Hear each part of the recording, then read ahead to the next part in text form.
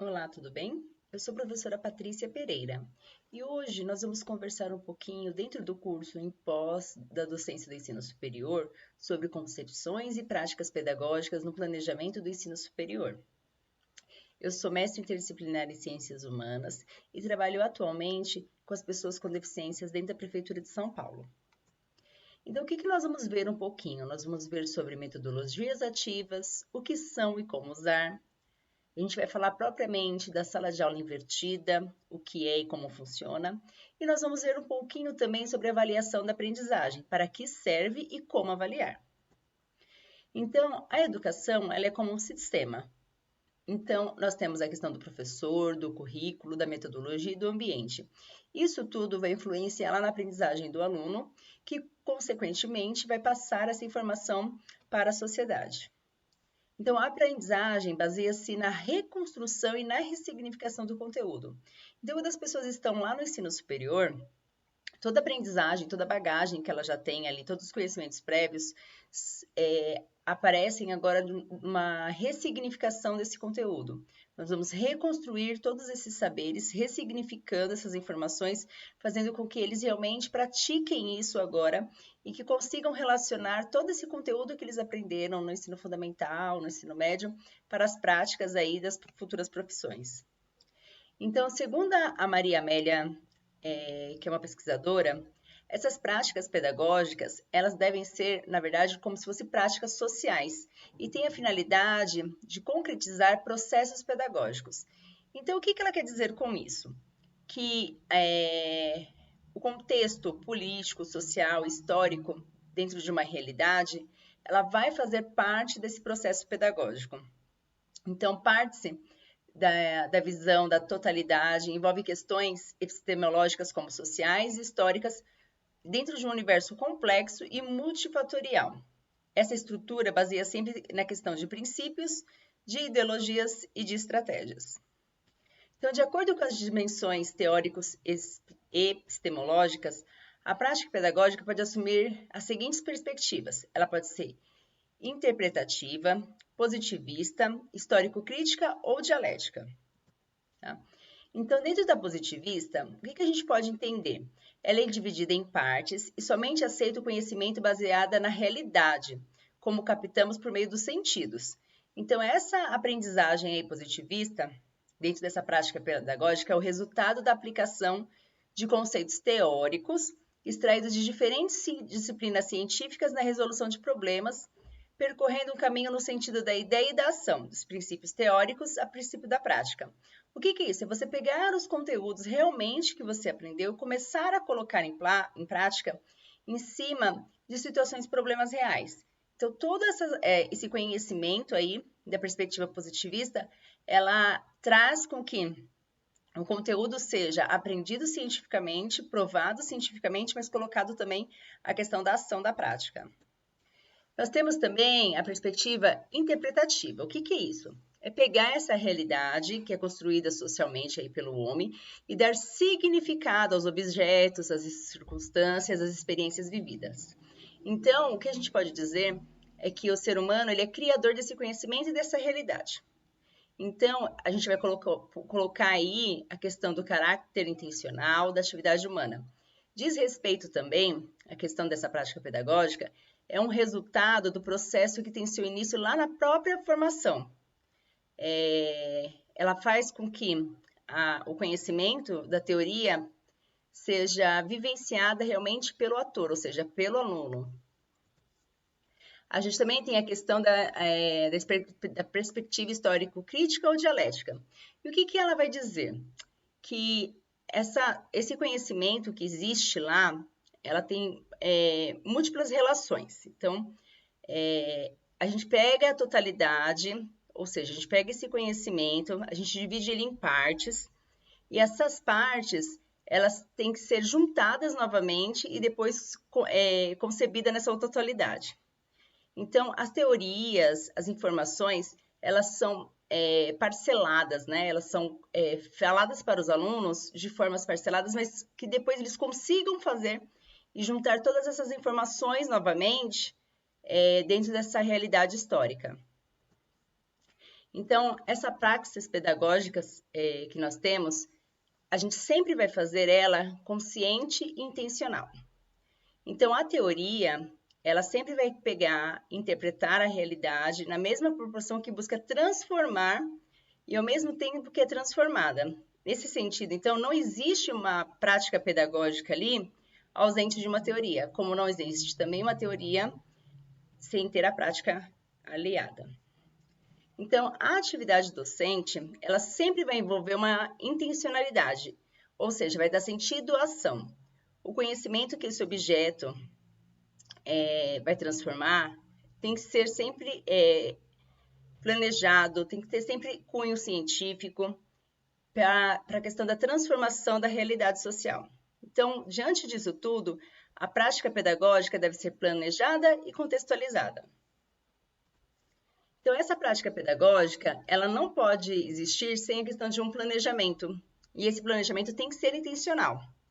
Então, o docente tem que ter um profundo conhecimento da disciplina e, a partir disso, ter conhecimento também dessas dimensões político-sociais para que pegue todo esse conteúdo e desenvolva esse trabalho, né, que é o trabalho docente, dentro de uma ação crítica e transformadora.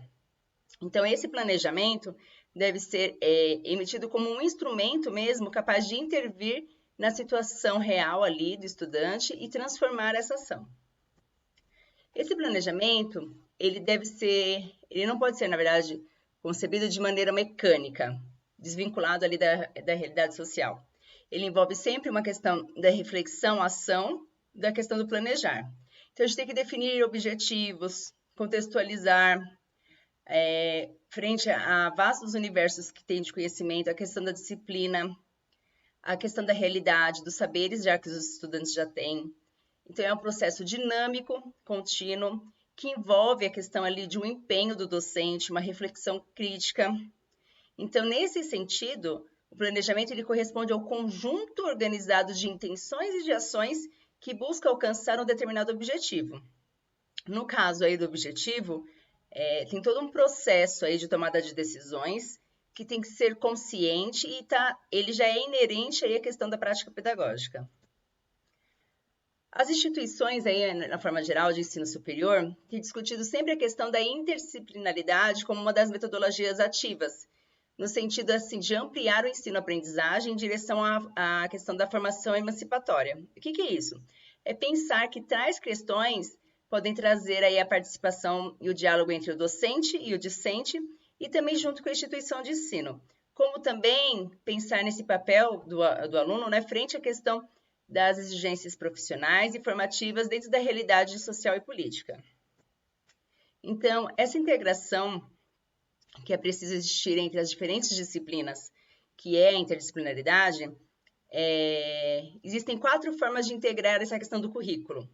Tem a integração relacionando várias disciplinas, a interação por meio das ideias ou temas, e também a interação como uma questão de vida e a integração a partir de temas de pesquisas decididos até mesmo pela questão da ida dos alunos. Integrar, então, não significa só abandonar as disciplinas, mas sim integrá-las de modo que crie um maior diálogo e, com isso, crie um maior conhecimento. Então, Freitas diz que a interdisciplinaridade é entendida como um método de conteúdos entre disciplinas que dispõem a trabalhar conjuntamente em determinado objeto de estudo.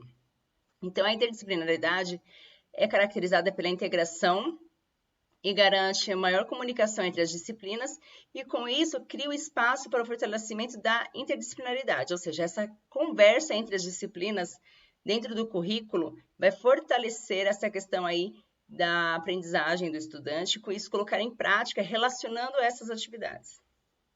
Então, essas metodologias ativas têm sempre a participação do aluno nesse processo de ensino-aprendizagem. O aluno, então, ele deixa de ser espectador passivo, ou seja, aquele que só toma conhecimento através das aulas expositivas e acaba se tornando aí o sujeito ativo nesse processo de ensino-aprendizagem.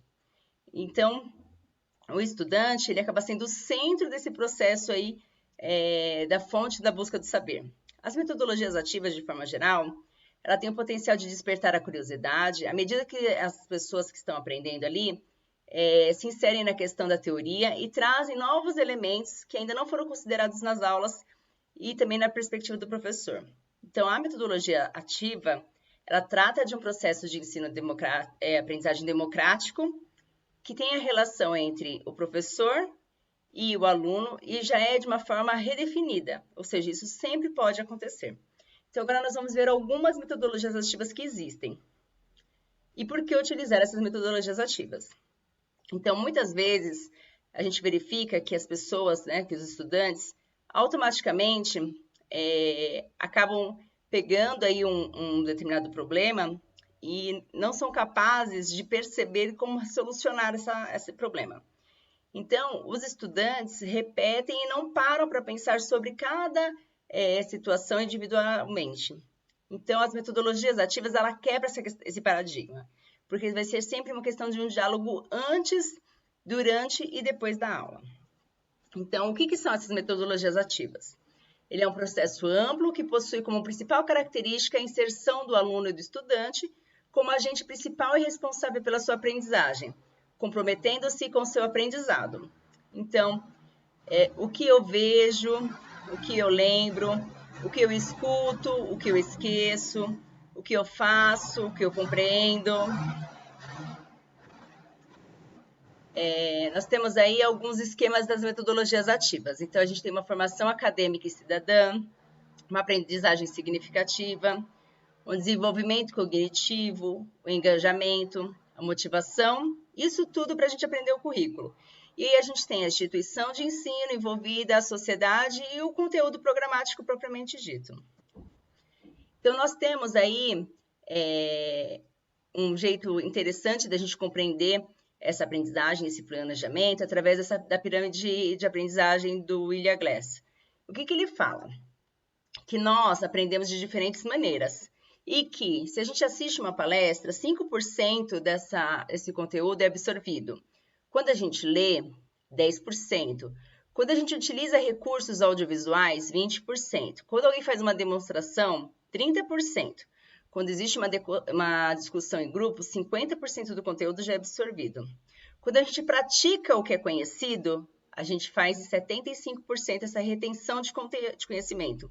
Mas quando a gente ensina os outros, a gente parte para 90% dessa retenção de conhecimento. Então, essa pirâmide, ela traz aí uma intencionalidade muito importante para a gente, ou seja, nas metodologias ativas, nós acabamos trabalhando com essa questão de ensinar o outro, porque a gente colhe as informações anteriores e lá na sala de aula a gente se discute muitas vezes.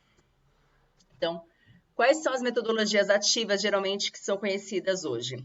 Tem as aprendizagens baseadas em problemas, aprendizagens baseadas na reflexão sobre a experiência, aprendizagem baseada em projetos, o ensino com pesquisa, estudos de caso, mapas conceituais, jogos pedagógicos, instrução por pares e sala de aula divertida, que é uma das que a gente vai ver agora. Nós podemos fazer aí uma fundamentação teórica em cima de alguns autores. O Dewey, o Vygotsky, o Piaget, o Freire, são alguns dos teóricos aí que a gente indica para essa fundamentação teórica. A sala de aula invertida é um dos conceitos mais utilizados hoje na questão das metodologias ativas. Então, é um conceito básico, que é o fazer em casa o que era feito antes em sala de aula. Então, por exemplo, a gente pode assistir uma palestra em casa e trazer ali as situações, problemas para serem resolvidos na escola.